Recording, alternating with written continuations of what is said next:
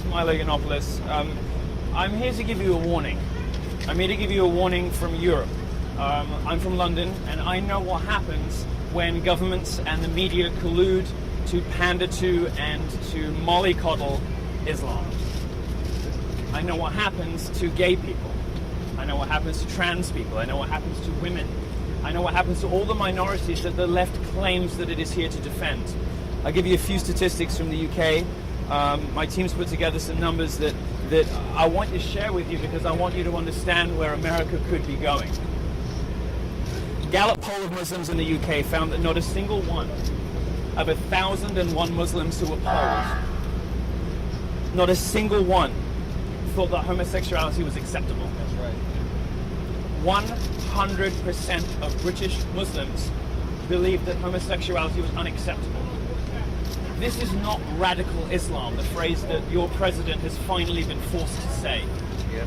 Woo! This is not terrorism. This is not any of the things that you see on your television connected with ISIS. This is not the crazy people blowing themselves up, or even the guys throwing gay people like me off the roof in Raqqa, in Iran, on cranes, whatever. This is Muslims in the West. 100% of British Muslims believe that homosexuality is unacceptable. Another poll recently showed that 39% of British Muslims believe that a woman should always obey her husband.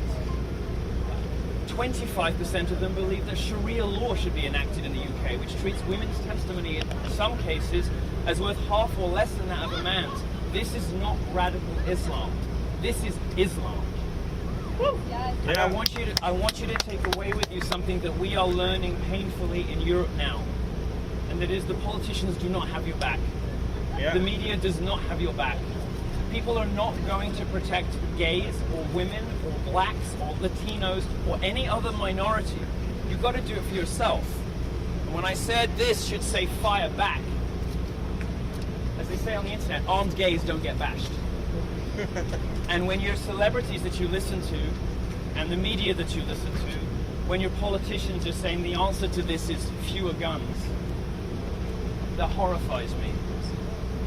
Gun-free zones are the most dangerous places in America because gun-free zones provide safe spaces for killers. The left likes to talk about safe spaces. Well, safe spaces for murderers are gun-free zones. And most of the most deadly and most of the big headline-grabbing tragedies and attacks in America recently have happened where? In gun-free zones. Yep. Because killers and crazies don't look at a sign on the wall that says no guns here and say, oh, okay then, all right, I'll go home. They walk in there safe in the knowledge that nobody is going to fight back. Safe in the knowledge that nobody in there is equipped to defend themselves. And there are two problems in America as I see it, and I'm coming to you from a continent in which we have Germany, 1.4 million Syrian migrants, Syrian Muslims in Germany now. You've got hospitals who are saying that their accident emergency rooms, their emergency rooms are overrun by people who spit at female doctors and say they won't be treated by them. By public buildings that are being defaced, by people who are being raped and sexually assaulted in their thousands in public spaces at night. And the response of the authorities is, well, what were you doing out so late? If that's not victim blaming, I don't know what is. The progressive left, the social justice warrior left in America, is the single biggest enemy to gay people, to gay security, and to the well-being of homosexuals and every other minority they claim to represent that exists in America today. Tell them, Milo. Woo!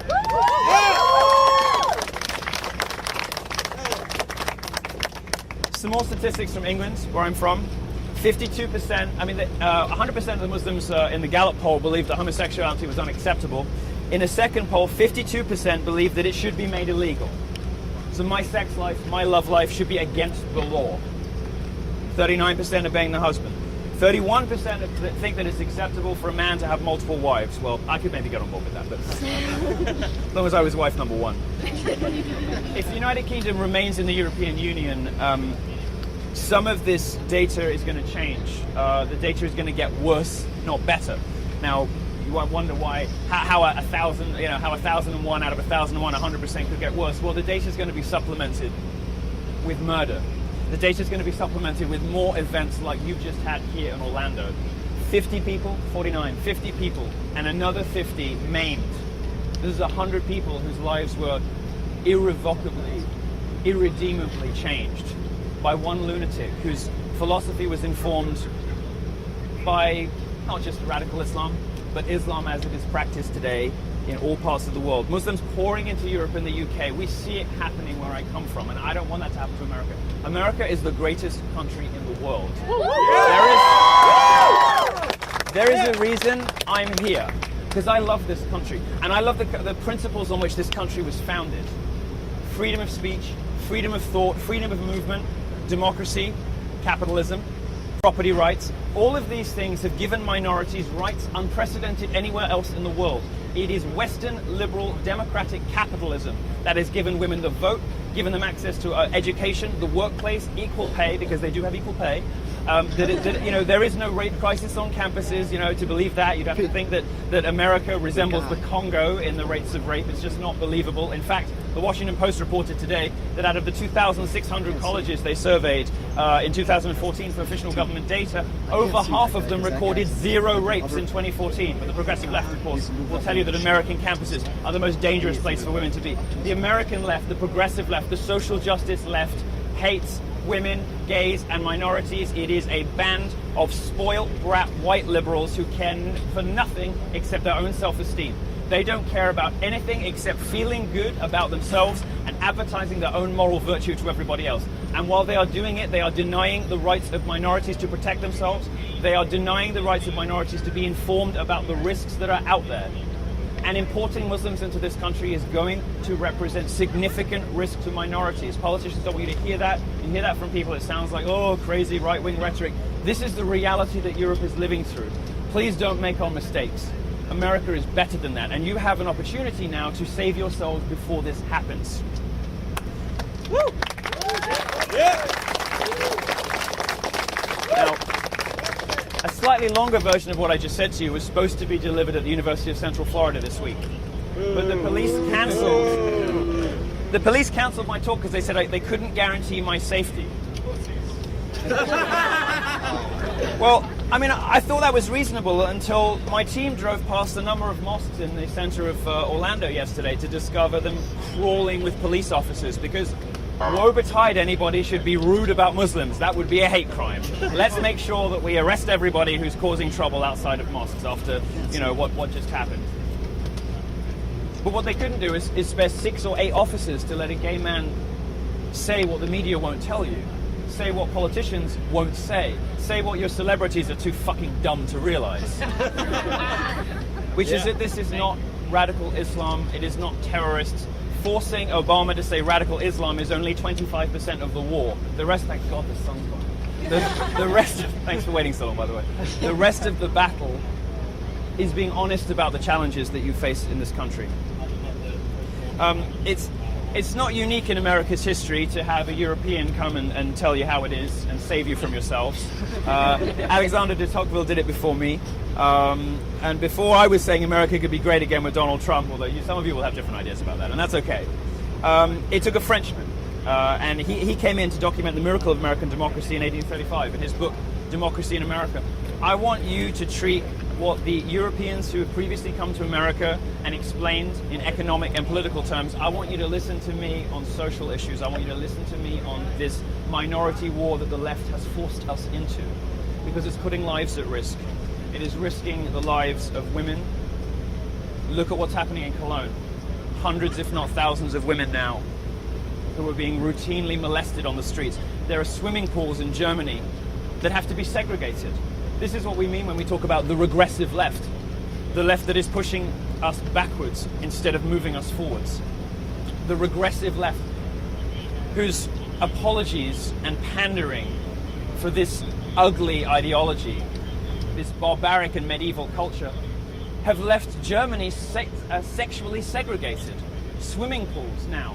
There's a man time and a woman time, because the immigrants that they have, the migrants I should say, can't be trusted not to rape women. There are trains now that are segregated in Germany. When this was proposed in England, it was treated as a joke because we think that kind of thing is ridiculous. The Germans are doing it because they realize it's necessary, because they know they need it. America has a problem here, and America needs to face up to this problem. The left is not going to be honest about what's happening. And I'm going to wrap up by just saying, after the Second World War, when Jews saw what had happened to them in the Holocaust, and they saw the number of other Jews who had said nothing, who had done nothing, when that particular minority was targeted by a different ugly ideology. After the Second World War, they said never again. The creation of the State of Israel, whatever your political views, however you feel about Palestine versus Israel, the pugnaciousness, the determination and the effectiveness of the IDF, of the Israeli military forces, the fact that it is one of the most effective and brilliant armies in the world, one of the most efficient fighting forces in the world, is the result of what happened in the Second World War. My hope after today, after the ugly and disgusting thing that happened here, is that gay people say too, like the Jews did after the Second World War, never again. And gay people too. Let Islamic fundamentalist preachers and Muslims everywhere who are tempted into thinking that they can treat gay people like this, they can treat women like this, they can treat Latinos like this, they can treat blacks like this, they can treat anyone like this, that we will shoot back.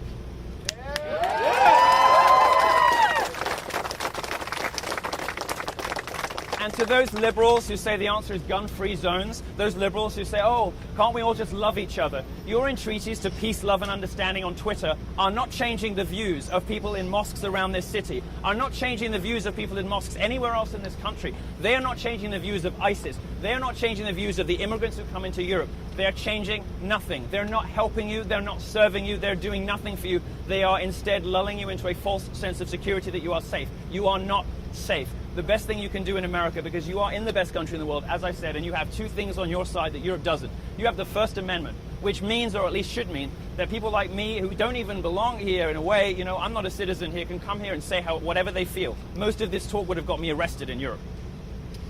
Can come here and say whatever they want, and you guys can say whatever you want. And that First Amendment is underpinned by the Second. It is your right to bear arms. It is your right to protect yourself. If 2, 3, 4 people had been armed in that nightclub, it would have ended very differently. Gay people need an end to gun-free zones. Gay people need an end to the pointless pacifism of the left, because we have a threat on our shores, in our communities, in our societies, in streets not far from here that requires a response from the minorities the left has given up on. It refuses to protect us. Instead, it pits us against each other. It creates a victimhood hierarchy with Muslims at the top. Well, the problem with putting Muslims at the top is they want to kill everyone else on the list.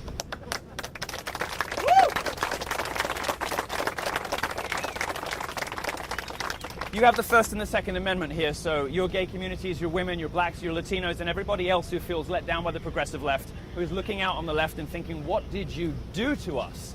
How did you give up on us like this? And some of them are looking at the presumptive Republican candidate, others have just given up on politics altogether. What none of them should give up on is your rights as Americans to say what you want, do what you want, speak to who you want, dress how you like, express yourself however you want, go to whatever gay club you want on whatever depraved, debauched, drug-fueled benders you choose to, because that is your right as Americans. And if somebody comes at you with an assault weapon, you should have a gun in your pocket to protect yourself.